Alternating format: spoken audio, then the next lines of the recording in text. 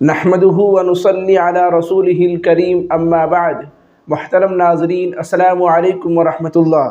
کیسے ہیں؟ امید کرتا ہوں کہ آپ سب بخیر و عافیت ہوں گے۔ اللہ تبارک و تعالی آپ سبوں کو ہمیشہ خوش رکھے۔ ناظرین کرام، جیسا کہ آپ سبھی حضرات کو معلوم ہے، میرے تمام سبسکرائبرز کو یہ معلوم ہے کہ میں گاہے بگاہے قرآن کریم کی تفسیر کرتا ہوں، جن میں سے ایک سورہ رحمان ہے، جس کے 1.5 صفحے تقریباً ہو گئے ہیں اور 1.5 صفحے باقی رہ گئے ہیں۔ تو آئیے جہاں سے باقی رہ گئے ہیں وہاں سے شروع کرتا ہوں۔ اعوذ باللہ من الشیطان الرجیم، بسم اللہ الرحمن الرحیم۔ فَيَوْمَئِذٍ لَا يُسْأَلُ عَنْ ذَنبِهِ إِنسٌ وَلَا جَانٌّ فَبِأَيِّ آلَاءِ رَبِّكُمَا تُكَذِّبَانِ۔ صدق اللہ العظیم۔ ناظرین کرام، آئیے سب سے پہلے آیت کریمہ کا ترجمہ سنتے ہیں۔ فَيَوْمَئِذٍ لَا يُسْأَلُ، اس دن عن ذنبہ انس ولا جان، انسان اور نہ ہی جنات سے اس کے گناہ کے حوالے سے پوچھ گچھ ہوگی۔ یہ ہوا آیت کا ترجمہ۔ اب اس کا ایک صاف مطلب یہ نکلتا ہے کہ اس کے گناہ کے بارے میں کیوں سوال نہیں ہوگا۔ ڈھیر ساری احادیث سے معلوم ہوتا ہے کہ حساب و کتاب ہونا ہے۔ قرآن کریم کی آیات سے اس بات کا علم ہوتا ہے کہ کل قیامت کے میدان میں کھرے اور کھوٹے کا پتہ چل جائے گا، کون اچھے ہیں کون برے ہیں، ساری چیزیں واضح ہو جائیں گی۔ اور اس آیت کریمہ میں یہ کہا جا رہا ہے کہ انسان اور جنات سے ان کے گناہوں کے بارے میں کوئی سوال نہیں ہوگا۔ بظاہر دونوں میں ٹکراؤ ہے۔ جن آیات کریمہ سے یہ معلوم ہوتا ہے کہ حساب و کتاب ہونا ہے، اللہ کے یہاں باز پرس ہونا ہے، اور اس آیت میں یہ کہا جا رہا ہے کہ ان کے گناہ کے بارے میں سوال نہیں ہوگا۔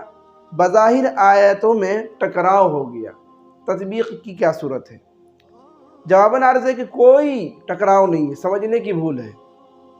دیکھیے، آیت کریمہ میں یہ کہا گیا ہے کہ انسان اور جنات سے ان کے گناہوں کے بارے میں سوال نہیں ہوگا، یعنی یہ کہا نہیں جائے گا، یہ پوچھا نہیں جائے گا کہ تم نے یہ گناہ کیے تھے، تم نے یہ گناہ کیے تھے، تم نے یہ گناہ کیے تھے یا نہیں کیے تھے، یہ نہیں کہا جائے گا۔ کیوں؟ اس لیے کہ کرامن کاتبین، جو ہمارے کاندھوں پر فرشتے مقرر ہیں ہمارے اعمال کو لکھنے کے لیے، وہ فرشتے ہر وقت لکھ رہے ہیں۔ ان کے پاس اعمال صالحہ اور اعمال سیئہ، اچھے اور برے ہر طرح کے اعمال محفوظ ہیں، اس لیے پوچھنے کی کوئی ضرورت نہیں ہوگی، سامنے پیش کر دیے جائیں گے۔ یہ ہے مطلب آیت کا، یعنی ایک ایک گناہ اور ایک ایک نیکی کے بارے میں انسان اور جنات سے سوالات نہیں ہوں گے، بلکہ یہ کہہ دیا جائے گا کہ تم نے یہ گناہ کیے تھے، دیکھو تمہارے اعمال نامے میں سب کچھ لکھے ہوئے ہیں، اس لیے ایک ایک گناہ کے بارے میں سوال ہونے والا نہیں ہے۔ تو ایک ایک گناہ اور ایک ایک نیکی کے سوال و جوابات کی نفی ہے، فی نفس ہی اس کے گناہ اور اس کی نیکیوں کے دکھانے سے کوئی انکار نہیں ہے۔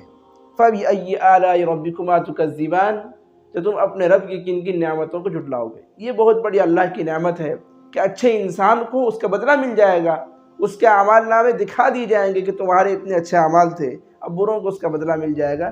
یہ ایک بہت بڑی نعمت ہے۔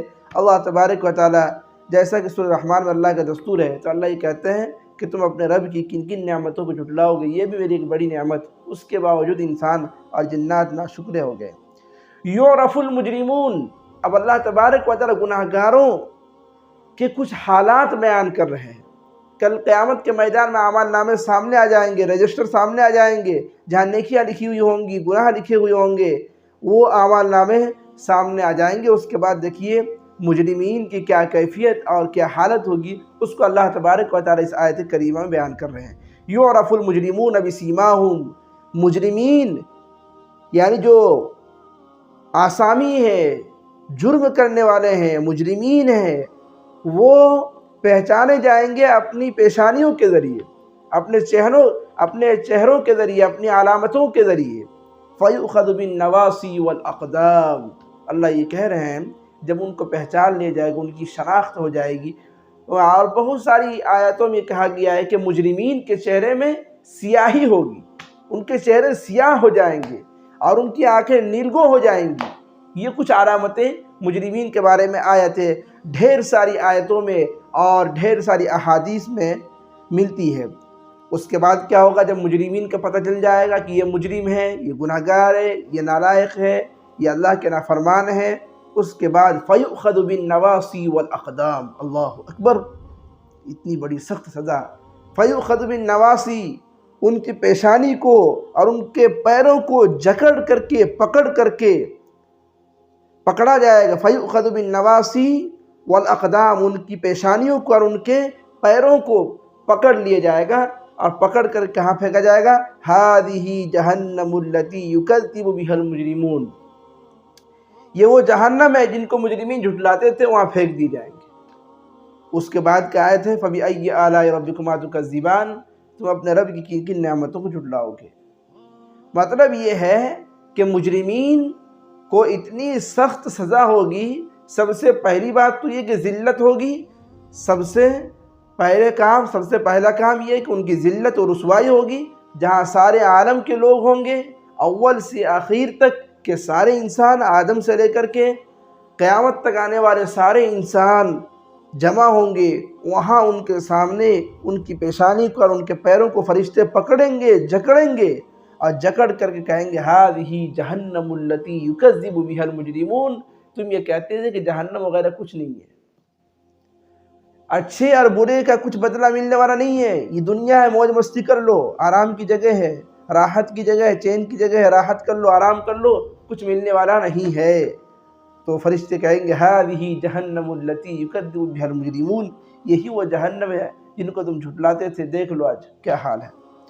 يَطُوفُونَ بَيْنَهَا وَبَيْنَ حَمِيمٍ آن، پھر کہتے ہیں جہنمیوں کی کچھ صفات اللہ بیان کرتے ہیں یوں کہ یطوفون، طاف یطوف، طوفن کے معنی آتا ہے گھومنا، چکر لگانا، طواف کعبہ کہتے ہیں، کعبہ کا چکر لگانا، چنانچہ اسی سے ماخوذ ہے یہ یطوفون بینہا وبین حمیم آن، جہنم اور کھولتے ہوئے پانی کے درمیان جہنمی لوگ گھومیں گے، مجرمین گھومیں گے۔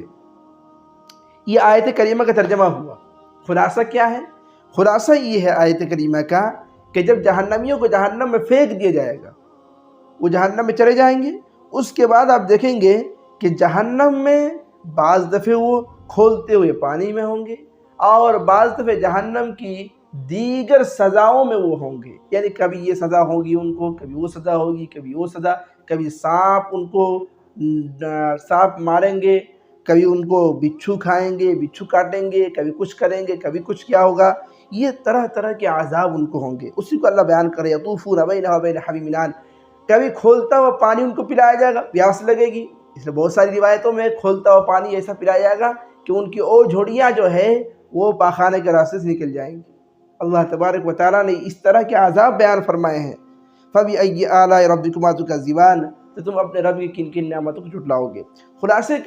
خلاصہ کلام آج یہ ہوا کہ انسان کو چاہیے کہ اپنے رب کی نعمتوں کو دیکھے، ان کو استعمال کرے، اس کے بعد اللہ کی نافرمانیوں سے بچے، اللہ کی فرما برداری کرے جہاں تک ہو سکے۔